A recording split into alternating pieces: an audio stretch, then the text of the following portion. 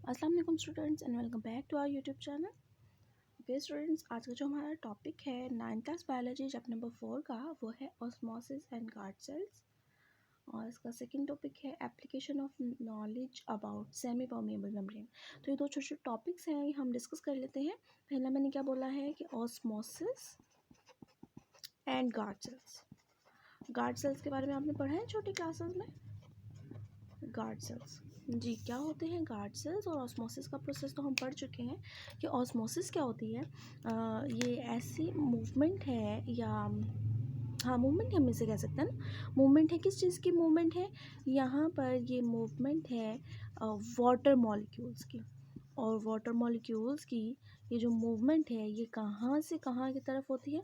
ये हमेशा होती है low concentration of solute. Low concentration of solute से वाटर हमेशा मूव करता है towards high concentration of solute.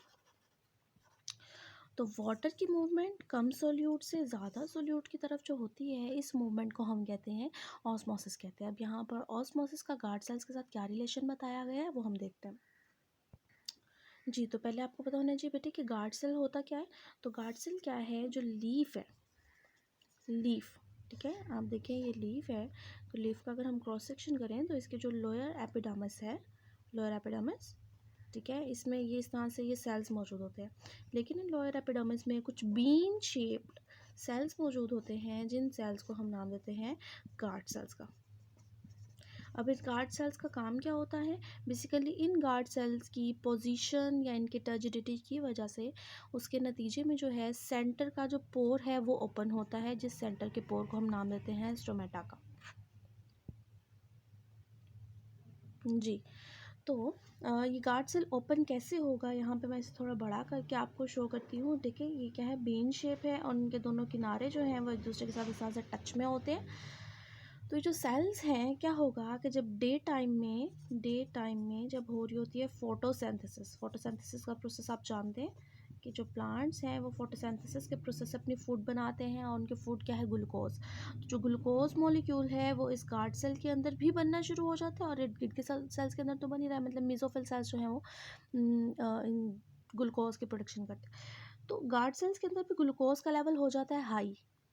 इर्द गिर्द के जो सेल्स हैं उन सेल्स से वाटर मॉलिक्यूल्स कहाँ मूव करेगा? Towards high concentration of glucose. तो यहाँ पर ऑस्मोसिस हो रही है। हमने क्या बात की थी कि पानी के मॉलिक्यूल का कम कंसंट्रेशन से हाई कंसंट्रेशन की तरफ मूव करना क्या कहलाता है? तो ऑस्मोसिस यहाँ पर एक चीज़ जो इम्पॉर्टेंट है वो क्या है कि थ्रू सेमी परमिएबल मेम्ब्रेन, ठीक है, सेमी परमिएबल मेम्ब्रेन के जरिए से मीन सेल मेम्ब्रेन के जरिए से जो है मूवमेंट होना।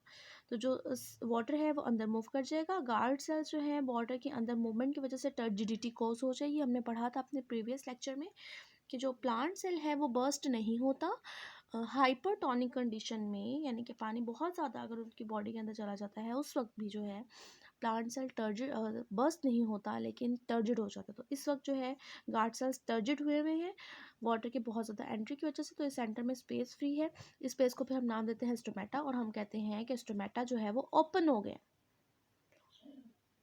और जब रात के वक्त जो है फोटोसिंथेसिस नहीं हो रही होती तो ये जो ग्लूकोज है इसका लेवल कम हो जाता है। ग्लूकोज का लेवल कम, वाटर मॉलिक्यूल जो है वो बाहर की तरफ मूव करना शुरू हो जाते हैं, और गार्ड सेल्स की पोजीशन जो है वो इस तरह से हो जाती है कुछ ऑलमोस्ट। तो क्या हो जाता है कि गार्ड सेल्स भी क्लोज हो जाते हैं। तो ये opening and closing of stomata का जो फिनोमिना है ये हम नेक्स्ट अपने कुछ चैप्टर्स में भी पढ़ेंगे।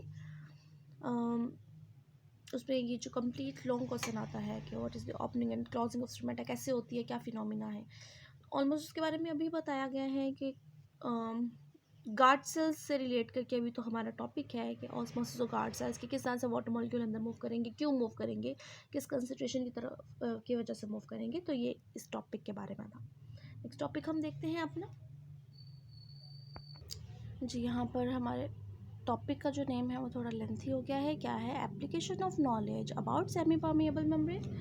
एप्लीकेशन ऑफ नॉलेज का यहाँ पर क्या मतलब है कि हमें पहली बात तो ये है कि सेमी परमिएबल मेम्ब्रेन के बारे में नॉलेज होनी चाहिए, पता होना चाहिए what is semi permeable membrane. तो सेमी मीन्स होता है हाफ, परमिएबल मीन परमिशन देना। मेम्ब्रेन आप जानते हैं, तो ऐसी मेम्ब्रेन जो कि हाफ परमिशन देती है। What is meant by half permission?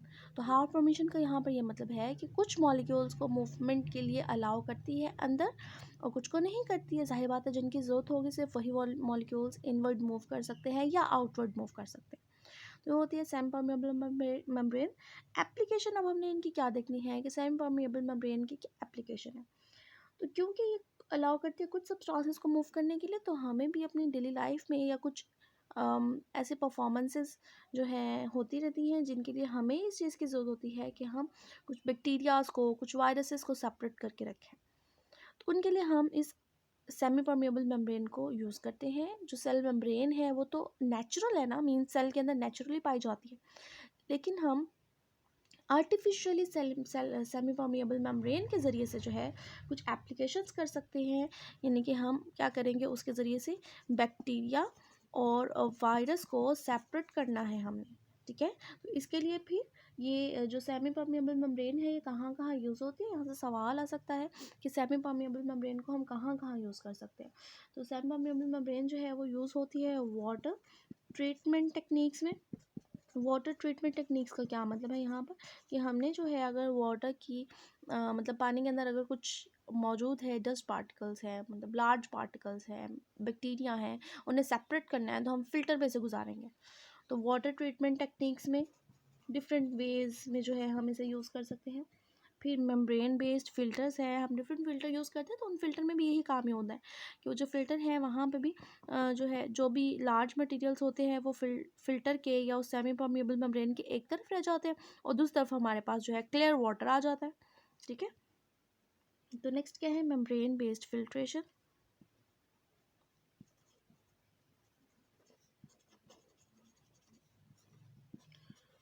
और फिल्ट्रेशन सिस्टम है, तो इन तरीक़ों से हम क्या कर सकते हैं, सेमी परमिएबल मेम्ब्रेन को यूज़ करेंगे और उसे यूज़ करने के नतीजे में हम डिफरेंट सेपरेशन कर सकते हैं।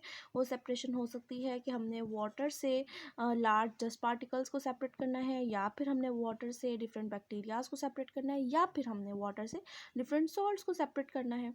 तो ये प्रोसेस करने के लिए हम क्या करते हैं, सेमी परमिएबल मेम्ब्रेन का यूज़ करते हैं आर्टिफिशियली और सेपरेशन को कंप्लीट कर लेते हैं। ठीक है, आज के लिए इतना ही। नेक्स्ट मैं टॉपिक पढ़ाऊंगी इंशाल्लाह फिल्ट्रेशन एक्टिव ट्रांसपोर्ट का। ठीक है, अल्लाह हाफ़िज़।